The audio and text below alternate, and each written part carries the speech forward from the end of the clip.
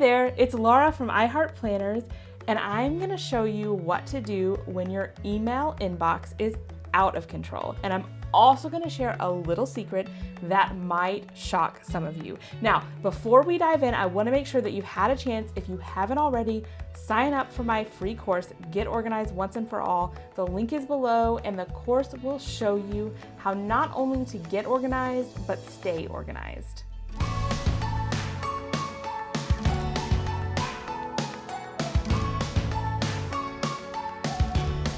All right, so for that little secret about me that may shock some of you, I get asked a lot if I have one of those junk rooms, or some people call them Monica closets, in my home. Well, the truth is I really don't have any space in my home that is totally out of control. But before you start to say mean things about me and think that I'm not even human, I do have a digital version of that, and that is my email inbox. And just so you can see it for yourself, I'm gonna show you. I actually, as of the moment of this recording, have 66,246 unread emails in my personal email inbox. Now, if you email iHeart Planners, never fear, that's a separate inbox. We will get back to you, so no worries there. But my personal inbox, out of control. And so if you're in the same situation, don't feel bad. And hey, let me know in the comments how many unread emails you have right now. And let's see if anyone can actually beat me here. Now, I bet the last time I got to 0 was actually a little bit before my son was born, and he's 3.5. So I'm gonna show you what to do, and I'm gonna do it here with you. So if your inbox is out of control, here is step 1. You need to declare email bankruptcy. That's right. Email bankruptcy. That's where you throw your hands up and say, you know what? I'm never going to get through these 66,000 unread emails, and I'm not even going to try. There are 2 ways to declare bankruptcy. The first one is more drastic, but it may work for you. That is where you could consider literally deleting all those emails. Just delete them. You'll never see them again. If somebody really needs something, they'll be able to email you again. That's more drastic, and a lot of people, myself included, I don't feel super comfortable with that. I have some receipts that are emailed to here that I might need someday for tax purposes. So there are a few things in here that I need.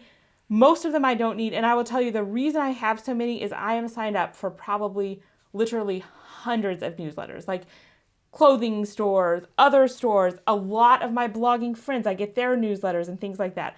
So that's why I have so many. So here's what I'm gonna do. Instead, I'm going to archive all of these emails. So that'll take my email inbox to 0. Now, it's important to note that I am using Gmail. So if you're using a different email application, the exact way that you do this will look a little bit different, but most applications operate on the same concepts, and you can do something similar. So I'm going to hit this little checkbox up here. That's going to select all 50 conversations on the page, but I can click this little blue right here, and I can select all of the conversations. You'll notice that number is higher than this little unread number over here. That's because that's how many total conversations there are there, including the read ones. So that's a very high number, as you can see. Then I'm going to click right here, and all that little box does is it archives them. So it's going to take them out of the inbox, and I'm immediately going to go to 0, and I'm never, ever going to go through all of those emails. So I'm going to click archive. And I'm going to have to confirm this action. And it's just confirming the bulk action. All right, now we're to 0. It was that easy. But I'm going to take it a step further because obviously I'm at 0 now. That's great. But we don't want to get back here to the situation where we have this many unread emails. So I'm going to show you how I do this. And I would recommend doing this a little at a time. I'm going to go to all mail. So I'm going to be able to get back to those conversations that I just archived. You wouldn't have to do that. You could just do every night, like say before you go to bed, whatever new mail has come in, but you want to make sure no matter what that you stay on top of the new mail.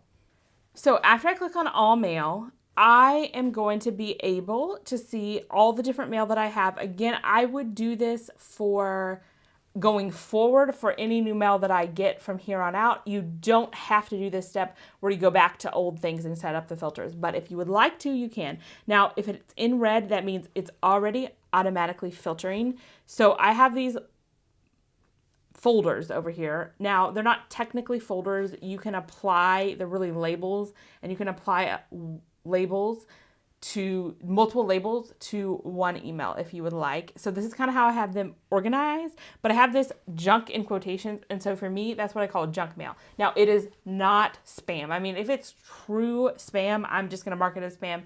Most of those are caught by the spam filter anyway. So that's not what I'm talking about. But what I'm talking about is store advertisements, blog advertisements that I've actually requested, newsletters, things like that. I put that in the junk folder, meaning, yeah, I want to see those. Like sometimes I want that coupon for a store that I'm going to, or I want to keep up with a blog or something like that.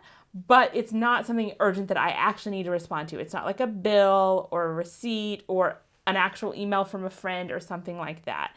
So those I want to filter all into junk. And so what happens over time is that I'll sign up for a newsletter and I won't take the time to immediately go set up the filter, and gradually more and more of those start coming into the inbox. So by keeping up with it every day, I'll make sure that those all get automatically filtered to the junk folder, and I don't have that many coming into my actual inbox. So let's go ahead and get started. So I'm going to click this email from Kate Spade. Obviously, I like Kate Spade and I want to keep getting these emails. They have good sales, but I don't need to see these in my inbox. So what I'm going to do is set up a filter for this. So I can click right here and click filter messages like these. Then it's going to automatically try to guess how I should filter these, and it's usually right. So in this case, if it has this in it and it's showing me right behind this box what all it finds under that. So this is actually perfectly accurate. Sometimes you'll need to add in the from field, like you could say Kate Spade or something like that. But for this is good enough. If it has these words, then I would like to create the filter. And the first thing I want to do is skip the inbox and archive it. Make sure you don't skip step, because if all you do is apply a label, it's still going to show up in the inbox. Then I would like to apply a label to it. So I want to apply this label junk to it. And that's all I need to do. And it's automatically going to filter anything from Kate Spade right there into my junk folder. Boom. So then I would just go to the next email, and Rugs USA, same story, like them. Now, if it's something that you don't use anymore, like you were decorating your house and you're done, just unsubscribe. Usually most of them at the bottom will have some sort of unsubscribe link. Be liberal at unsubscribing. This one I'm going to create another filter messages like these. So if it's from Rugs USA, I'd like to apply the filter. So I'm going to click create filter, skip the inbox, apply the label junk, you can call it whatever you want, and create the filter. The other thing that you can do is go ahead and search for all of these and bulk filter them. So if you only had, say, a couple hundred messages and you didn't want to declare bankruptcy, that's another way to do it. So you would go through and search for anything from Rugs USA, and knowing that nothing from there is important, you could select all those conversations and go ahead and put them in the trash. So that's another way to do it if you don't need to declare email bankruptcy. And there you go. We've got our inbox back under control, and we're going to start this habit of keeping up with it so that it doesn't get back to a crazy state. So I hope this has helped you get control of your inbox. If you have a friend that needs to get control of their inbox, be sure to forward this to them, click the share button, tag them, and let them know so that they can get help with their inbox as well.